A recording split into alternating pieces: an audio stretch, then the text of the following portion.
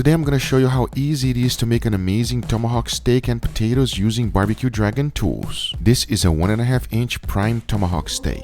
I season it well with salt, pepper, and garlic powder. To make sure it's not going to fall apart on me, I like to truss it with butcher's twine. And these are the potatoes I'm going to be using today. The first thing to do is to peel them. To make sure they cook even, I like to cut them in the exact same size. Then I season them with olive oil, salt, freshly ground black pepper, and garlic powder. To make sure all of them have nice seasoning, I like to toss them around.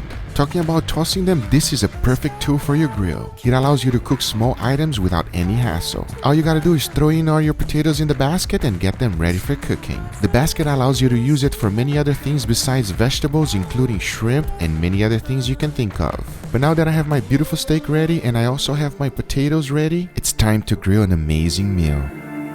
Home to the mountain.